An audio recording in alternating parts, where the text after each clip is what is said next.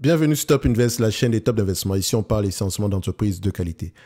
Alors, WP Carré a décidé de spin-off une partie de son activité ici, notamment l'activité ici qui était destinée à l'immobilier de bureau. Donc, une partie sera spin-off et une autre sera vendue. Ce qui veut dire qu'elle va sortir complètement ici du segment des bureaux. En tout cas, WP Carré, comme on la connaît aujourd'hui, sera différente demain. Ça sera toujours le même WP Carré, mais avec un segment, enfin, avec un type de propriété en moins, donc à savoir tout ce qui concerne ici l'immobilier de bureau. Alors, également, elle a annoncé dans la foulée la réduction de son dividende, ok, afin de pouvoir faire face ici à la perte je pense que ça représente à peu près 10% de son portfolio ici, Reset Dividend Policy. Donc, ce qui veut dire ici que après la transaction, WP Carré payera entre 70 et 75% des AFFO en dividende. OK? Et est-ce que c'est une bonne ou une mauvaise nouvelle? Alors, j'entends souvent ici, il est souvent normal de dire que quand une entreprise réduit son dividende, ça veut dire que, ou bien, ça veut dire, ou réduit ou bien coupe son dividende, ça veut dire que les choses vont de plus en plus mal. Ou bien, ça veut dire qu'il faut faire attention. Est-ce que c'est le cas ici? On va déjà regarder cette partie. Avant même de revenir sur le bien fondé du spin-off de cette entité-là. Vous savez que à chaque fois que on regarde le dividende ici, je vous dis toujours une chose. Tout en dessous de 80% des free cash flow ou 80% des AFFO pour les rates. En 2020, dividende 88% des FFO. 2021, 83%. 2022, 80%. Et 2023, on sera peut-être à 4,21% parce que la réduction, je pense, c'est à partir de l'année prochaine, si je ne me trompe pas. On touche déjà les 80%. OK? C'est déjà assez limite. Et si on se sépare d'un segment d'activité ici, il faudrait également s'ajuster en conséquence parce que c'est des loyers en moins. On ne va pas continuer à payer le même niveau de dividende. Et ce n'est donc pas une mauvaise décision du management ici d'ajuster en conséquence ce dividende-là. C'est pour ça que quand vous allez investir, ne regardez pas que le dividende, parce que le dividende n'est qu'une politique d'allocation du capital. À la fin de la journée, ce qui doit primer ici, c'est la stabilité financière de la compagnie à long terme. Donc, je pense que d'ici 2024, selon les prévisions ici en termes de dividendes, vous aurez quand même 6,65%, ce qui n'est pas mauvais. Donc, est-ce que la réduction de dividendes, c'est une mauvaise décision? Non, c'est même une très bonne décision. OK, surtout dans un environnement pareil. Et je pense qu'il serait été irresponsable de garder le même niveau de dividende. OK? Et il faut également voir que si vous recollez les deux entités, parce que quand on va spin-off, vous aurez quand même la nouvelle entité qui va s'appeler NLOP. Je ne sais pas comment est-ce qu'ils vont l'appeler ici finalement. Vous allez quand même recevoir des dividendes également de cette entité-là. OK? Donc, si vous joignez les deux ici, peut-être que ça va faire à peu près le même niveau de dividende que vous avez précédemment avec WP Carré. Maintenant, est-ce que le spin-off du segment Office est une bonne décision? Bien sûr, c'est une très bonne décision. Alors, je ne dis pas que ce segment Office détenu par WP Carré n'était pas de bonne qualité parce que toutes les Office rates ici ne seront pas mauvaises. J'en connais une qui est très très bien, à savoir, ne me dites pas merci, Alexandria Real Estate Equity. C'est un Office rate, mais c'est très particulier. Allez-y lire dessus. On revient sur WP Carré. Alors, sur WP Carré, on constate qu'elle va spin-off cette entité-là. Tout simplement parce que c'est une rate diversifiée. OK? Donc, ça veut dire qu'elle détient plusieurs types de propriétés. Industriel, retail, self-storage, office. Elle détient à peu près plusieurs types de propriétés. Et dans ce type de propriété-là, vous allez vous rendre compte que si vous détenez des offices, le marché aura tendance à vous apprécier comme une entité qui ne détient que du office. Donc, il y aura de grandes chances que le narratif, que les mauvaises nouvelles ici concernant le segment ici de l'immobilier de bureau ici affectent ce type d'entreprise-là. Donc, pour se protéger, qu'est-ce qu'on fait? On spin-off ce segment-là. Comme ça, quand on parlera d'immobilier de bureau, ça touchera uniquement cette entité-là. Et nous, on pourra continuer ici avec le segment industriel, avec le segment retail. Industriel, ici, c'est le segment qui a vraiment le vent en poupe présentement, avec les data centers, etc. Donc, on va garder le segment, les warehouses. Donc, le segment industriel, ici, je pense que ici, c'est près de, si je ne me trompe pas, à peu près 50, 60, près de 62% ici. Près de 62% ici de leurs actifs, c'est du retail, c'est du warehouse. Donc, c'est une très bonne chose. C'est très intéressant. Et c'est un segment qui est en pleine croissance. OK? Vous voyez ici, je pense qu'il est loué à 99,3%, presque 90%. La durée moyenne de location ici est de 11 ans. Visibilité, stabilité.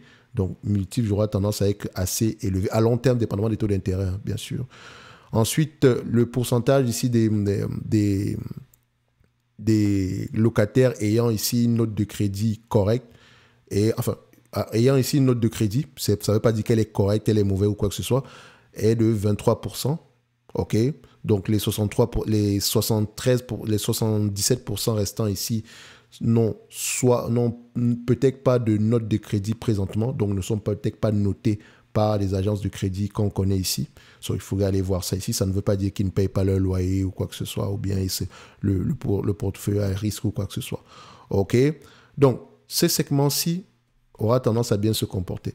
Le retail également, ça va aller. Le self-storage, ça dépend des mouvements de la population, donc pourquoi pas également. Ce n'est pas un mauvais segment également. Pour moi, la décision est bonne. OK? On reste avec le meilleur, la crème de la crème ici. Et elle continue à faire ses leaseback parce qu'elle est spécialisée dans ça. Ça veut dire quoi? Ça veut dire ici que quand une entité veut lever du cash ici et qu'elle a de l'immobilier ici, c'est pas moi, des entrepôts ici, qu'est-ce qu'elle va faire? Elle va vendre ces entrepôts-là, elle va vendre les murs à W plus carré, donc elle va devenir locataire de ces entrepôts. OK? Et W plus carré ici va avoir tendance à récupérer des loyers. OK? Et elle pourra donner elle pourra donner du cash ici à l'entité qui a voulu lever, qui a vendu ses biens immobiliers-là. OK, donc c'est vraiment ça qu'on appelle du sell and leaseback. Je pense que je l'ai expliqué sur la... Après, vous pouvez utiliser également Google. Je l'ai également utilisé, je l'ai également fait sur la... Enfin, on l'a également défini sommairement ici sur la vidéo concernant REIT Income. Je n'ai pas écouté le conference call concernant ce deal-ci, enfin, ce spin-off. Je pense qu'il y en a un ici, donc je vous encourage à aller le faire. OK? Donc, pour moi ici, l'entité vous mentionne également ici qu'après le spin-off ici, on aura tendance ici à être mieux valorisé, au même niveau ici que les triple net lease ici, enfin, on les appelle net lease, mais c'est triple net lease ici, des entités ici qui ont un type de contrat triple net ici. Généralement, on a ici National Retail Property, vous avez REIT Income, Stag Industriel, etc. OK? Or, la plupart de ces entreprises se négocient à peu près 12, 14 fois les AFFO ici. Or, concernant W plus carré, c'est 11,9 fois. En tout cas, quand ce document-ci est sorti, je ne sais pas aujourd'hui à combien est-ce qu'on se situe. OK? Donc, si tu détiens des actions W plus carré, la réduction de dividendes ne devrait pas t'inquiéter. On te dit qu'on va te distribuer 70% ici, entre 70 et 75% ici des AFFO moyens, enfin 70% ici des AFFO, OK? N'oublie pas que les AFFO de cette compagnie ont tendance également à croître, OK? Donc, on peut avoir tendance ici à avoir des AFFO plus élevés que ça. Donc, le dividende ici, en volume que tu perds, tu pourras le récupérer dans les années à venir, OK? Donc, est-ce que c'est donc une entreprise intéressante au prix actuel? Alors, vu qu'elle est dans le segment ici le type de propriété qu'elle a ici, c'est généralement du warehouse, elle aura tendance à se changer à des multiples plus élevés. Normalement, on sera à 17, 15, à 17 fois les bénéfices, généralement dans un environnement normal. OK? Donc, c'est un business assez prévisible. Je prends ici 17 fois les bénéfices, pour faire simple. 17 fois les bénéfices. 17 fois les bénéfices, généralement, ici, c'est voilà le cap rate, ça donne à peu près à quelque chose alentour ici des 5,88%. Donc, il faut généralement voir ici les transactions dans ce segment d'activité, si se négocie à combien dans le serment ici des warehouses. OK? Donc, je prends 17 fois les bénéfices. fois 5,09, ça donne ici aux alentours des 86,53. Moins la dette nette. OK. J'enlève toujours la dette nette en date d'aujourd'hui. OK. Donc, au niveau de la dette nette, qu'est-ce que vous devez aller regarder? Pourcentage de dette sécurisée, non sécurisée, le taux d'intérêt sur la dette ici, la maturité ici de cette dette-là, les covenants sur la dette en question, le taux de couverture ici par rapport au taux d'intérêt, FFO par rapport au taux d'intérêt, etc., etc. OK? Donc, n'oubliez pas, en lien dans la description de la vidéo ici, vous avez le service Top Premium Plus. Donc, c'est un service d'abonnement qui vous donne droit à toutes ces formations-ci, notamment celles concernant les rates, qui est disponible. Donc, si vous voulez apprendre à analyser les rates, bienvenue. Toutes ces formations viennent avec des masterclass. Donc, on applique ce qu'on a vu dans la formation. Donc, on l'applique dans la masterclass. Comme ça, parce que je sais qu'investir, c'est surtout pratiquer. OK? Ça ne sert à rien de regarder 20 000 heures de vidéos si vous ne pratiquez jamais. OK? Donc, vous avez également la possibilité de recevoir 2 notes d'analyse concernant les entreprises qui, moi, me semblent sous-évaluées. Donc, je lis les rapports financiers, j'écoute les conférences calls et je vous présente une petite note ici concernant l'entité en question. Je reviens également sur les entités que j'ai précédemment mentionnées. Ça ne veut pas dire ici que vous prenez, vous achetez bêtement. Non, je veux des gens qui sont autonomes. Donc, vous lisez vos rapports financiers, vous écoutez les conférences calls. Si vous avez des questions, on est là pour y répondre. Ensuite de cela, dans chacune de ces formations, si vous avez des checklists particuliers, par exemple, dans le segment ici de la technologie, dans la technologie, si vous avez du software, vous avez du hardware, comment est-ce qu'on fait pour analyser une compagnie un peu comme Dell ou bien comme Hewlett-Packard, d'accord, HP, quels sont les drivers de la croissance de ces entités-là, quel genre de questions on pourra les poser, est-ce qu'il y a un problème, est-ce qu'il y a des informations qu'on devait regarder ici au niveau de l'inventaire, est-ce que le style d'inventaire, pas le type d'inventaire qu'on utilise, mais généralement ici, le modèle ici, enfin, je vais le dire comme ça, le modèle inventaire ici qu'on utilise ici, est-ce que c'est le LIFO ou bien c'est le FIFO? Donc, comment est-ce que ça peut avoir un impact sur le business en lui-même ici? Parce que oui, ça peut avoir un impact. OK? Donc, voilà à peu près des questions qu'on peut se poser ici. OK? Donc, vous avez tout ça dans le Top Premium Plus pour le nombre de personnes restantes ici, à ce prix-ci. OK. Pourquoi est-ce qu'il est à ce prix? Tout simplement parce que ces formations-là sont... enfin, on en a 3 qui sont disponibles, mais généralement ici, on va en faire 2 par mois ici parce que les documents sont déjà prêts pour le faire ici. Donc, normalement, ici, la plupart ici n'existent pas encore. Donc, en décembre, on en aura 2. OK. Secteur industriel, secteur technologique. OK. Donc, si à la fin du mois de décembre, vous ne les avez pas, vous pouvez demander à vous faire rembourser. Je l'ai mis ici, je sais que je vais le respecter donc de toutes les façons. C'est ça qui est là. D'accord? Donc, je veux une communauté qui est là pour apprendre. OK? Si vous voulez juste prendre une formation et l'oublier, je ne pense pas que ce soit le moment de prendre un abonnement au service Top Premium Plus. Mais si vous voulez pratiquer ici, vraiment apprendre, vous êtes les bienvenus pour le nombre de personnes restantes ici, parce qu'après ça, je changerai ce prix-là, normal. Parce qu'avec ce nombre de formations, je ne pense pas que vous avez déjà vu un prix pareil. OK? Et comme je l'ai expliqué totalement ici, le prix, c'est pour une seule raison. C'est pour 2 raisons. Non seulement la disponibilité des formations, mais deuxièmement également ici, parce que je veux avoir des vrais témoignages. Pas des faux témoignages en vous disant, en venant coller ici 5 étoiles dans machin, ou bien, voilà, quelqu'un qui a dit merci, ta formation est super, etc. Je veux des vraies formations et des vraies formations vidéo, d'accord? Donc, des vrais abonnés. OK? C'est très important pour moi. D'accord? So, c'est là. Lien en premier commentaire épinglé sous la description de cette vidéo-ci. Donc, ça tombe bien, vu qu'on parle des rates, la formation sur les rates est là. Juste celle-là vaut déjà ce prix-ci. OK? Donc, et encore, dans le Top Premium, j'aurais tendance ici à donner également des notes d'analyse sur des entreprises ici, sur des rates.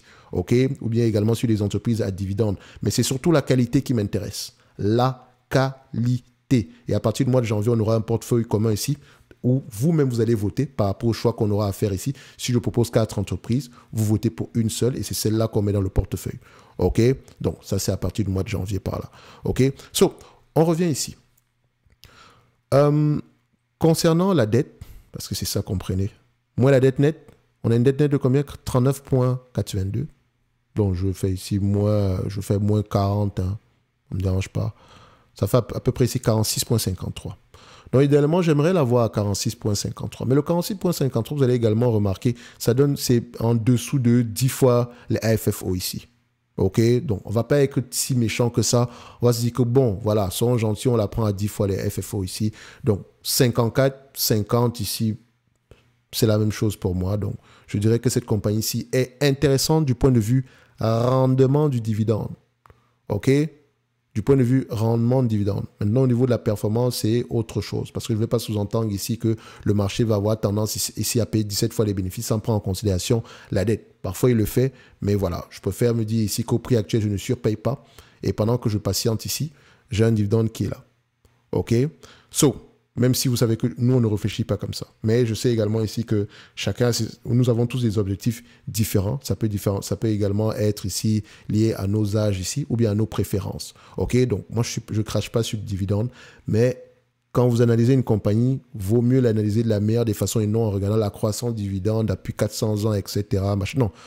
La croissance des FFO, la stabilité de ces FFO dans le futur ici et le raisonnement ici derrière la distribution de ce niveau de dividende-là.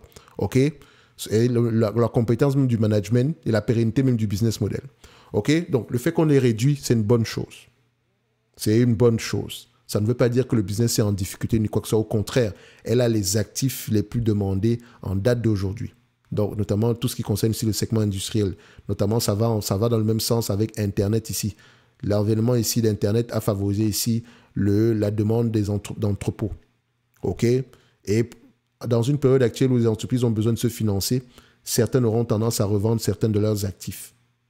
D'accord? Donc, dans une transaction sell and leaseback, et WP Carré ici est peut-être bien positionné pour pouvoir en bénéficier. Bref, en lien dans la description de la vidéo, vous avez la Top Newsletter. Vous avez également un premier commentaire, le service Top Premium Plus. Un like, un abonnement, un commentaire, ça fait toujours plaisir. Dites-moi en commentaire si vous avez du WP Carré. Qu'est-ce que vous pensez par rapport aux dernières nouvelles en question? Moi, je suis correct par rapport à ce prix-ci. Je dirais, voilà, c'est une belle entreprise. Elle fait partie des meilleures dans son secteur d'activité. Évidemment, on peut voir ici, le FFO n'a pas trop changé entre-temps. Mais si vous regardez bien, en termes de volume, il y a une croissance. Je pense ici, c'est une question d'émission de nombre d'actions. En tout cas, ceci n'est que mon avis et non un conseil d'investissement. Comme d'habitude, je me réserve le droit de me tromper. Et voilà, si vous avez des questions, retrouvez-nous dans le Top Premium Plus. Et voilà, pour ceux qui ont des questions ici de manière générale, vous pouvez également m'écrire directement par courriel. Je pense que mon courriel ici, vous allez le retrouver sur la page à propos de la chaîne YouTube. OK, si vous avez des questions concernant le Top Premium Plus ou bien toute autre chose ici. OK, donc on va se donner rendez-vous sur la prochaine vidéo. D'ici là, portez-vous bien. Merci.